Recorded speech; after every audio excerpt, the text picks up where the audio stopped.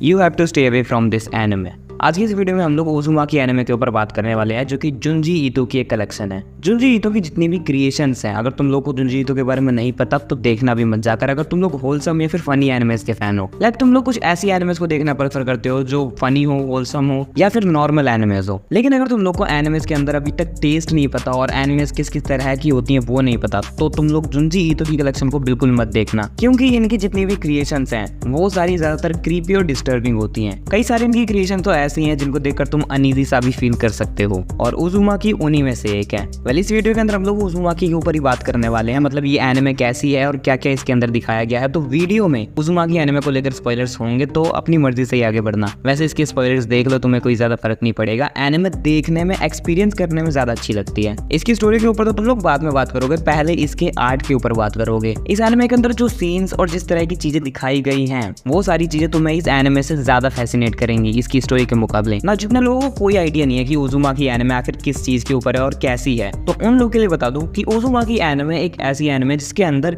Spirals का concept लेके बहुत ही अलग अलग चीजें दिखाई गई हैं। मतलब एक ऐसा टाउन है जिसके अंदर स्पाइरल्स कुछ ज्यादा ही लोगों के मन में बैठ चुकी हैं, और वो लोग स्पाइरल्स को लेकर अजीब तरीके से ऑब्सेस्ड हो चुके हैं। मतलब सारे लोग नहीं, कुछ कुछ लोग, लेकिन धीरे धीरे करके ये चीज बढ़ती जा रही है, और जितने भी टाउन के लोग हैं उनमें से कई सारे स्पाइरल्स को लेकर ऑब्सेस्ड होते जा रहे हैं। उनके दिमाग में स्पाइरल्स इतनी ज्यादा, इतनी गहरी तरह से बस चुकी है कि वो बहुत ही अजीब हरकतें कर रहे हैं। लाइक फर्स्ट एपिसोड की अगर मैं बात करूं तो उसके अंदर जो अपना मेन कैरेक्टर है शुइची, उसके फादर मिस्टर साइतो, वो बहुत ही ज्यादा ऑब्सेस्ड हो चुके हैं स्पाइरल्स को लेकर। वो इतने ज्यादा ऑब्सेस्ड हो चुके हैं कि शुरुआत में तो वो स्पाइरल्स को घूरते रहते हैं, सारा दिन वो बस स्पाइरल्स को घूरते रहते हैं। स्पाइरल्स के जितनी चीजें दिखती हैं उनको, वो उन सबको कलेक्ट करते रहते हैं। स्पाइरल्स के चक्कर में उन्होंने अपनी जॉब भी छोड़ दी और बस सारा दिन स्पाइरल्स को घूरते रहते हैं, और लोगों से ये कहते हैं कि मैं इस पर स्टडी कर रहा हूँ। बात थोड़ी ज्यादा और बिगड़ जाती है जब वो अपने खाने और नहाने तक में स्पाइरल्स का यूज करने लगते हैं। अगर उनको खाने में स्पाइरल्स नहीं दी गई तो वो खाना नहीं खाएंगे, और नहाने का तो इतना बुरा हाल है कि वो पानी में, जिस बाथटब में वो नहाते हैं, उस पानी को गोल गोल घुमा के जब तक वो टोर्नेडो की तरह घूमने नहीं लग जाता तब तक वो नहाते नहीं है।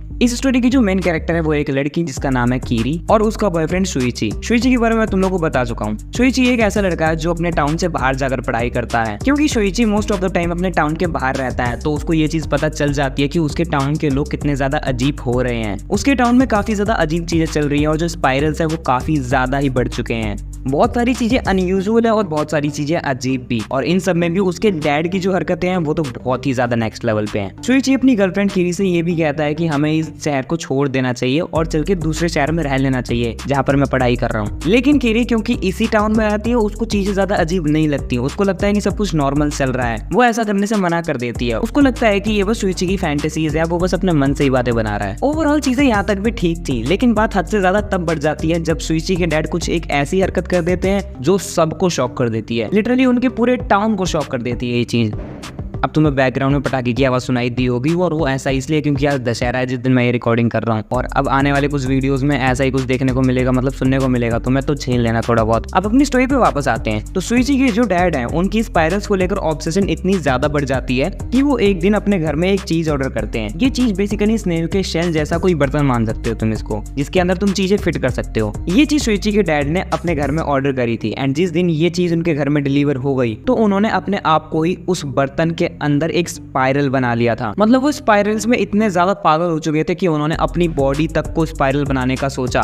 मतलब उनकी ऑब्सेशन स्पाइरल्स को लेकर इतनी ज्यादा बढ़ चुकी थी कि वो खुद भी स्पाइरल बनना चाहते थे। ये चीज करने की वजह से उनकी बॉडी में जितनी भी हड्डियां थी वो सारी टूट गई और वो वहीं पर मर गए। शुइची और उसकी मॉम उस दिन हॉस्पिटल गए हुए थे अपने डैड के इलाज के बारे में पता करने के लिए, और उसी शाम को जब वो अपने घर वापस आए तब उन्होंने ये चीज विटनेस करी। अब इस चीज के बाद जब उनका फ्यूनरल किया गया तो उनके फ्यूनरल पे भी बहुत ही बड़ी चीज हो गई थी, एंड इस चीज ने तो लिटरली पूरे टाउन को शॉक करके रख दिया था। जब उनका फ्यूनरल मनाया जा रहा था तो उस टाइम पर टाउन के सारे लोग इकट्ठा हुए थे, सारे नहीं ऑलमोस्ट काफी सारे लोग इकट्ठा हुए थे। लेकिन तभी उस टाउन में कुछ ऐसा हो जाता है जिसकी वजह से वो सारे लोग आसमान में देखना शुरू कर देते हैं। शुइची के जो डैड थे उनकी एशेज का धुआं आसमान में जा रहा था, और उनका धुआं आसमान में जाके स्पाइरल की फॉर्म बना लेता है। स्पाइरल बनाने तक तो चीजें ठीक ही थी, लेकिन जब शुइची की माँ उस स्पाइरल को देखती है तब उन्हें कुछ ऐसा दिखता है जिसकी वजह से वो बहुत बुरी तरह से चिल्लाने लगती है। यहाँ पर शुइची की माँ को उसके डैड का चेहरा दिखाई देता है, एंड ये सिर्फ उन्हीं को नहीं दिखाई दे रहा था बल्कि वो असल में चेहरा बना हुआ था वहाँ पर, और वो चेहरा शुइची के डैड के तब का था जब उनकी डेथ हो चुकी थी,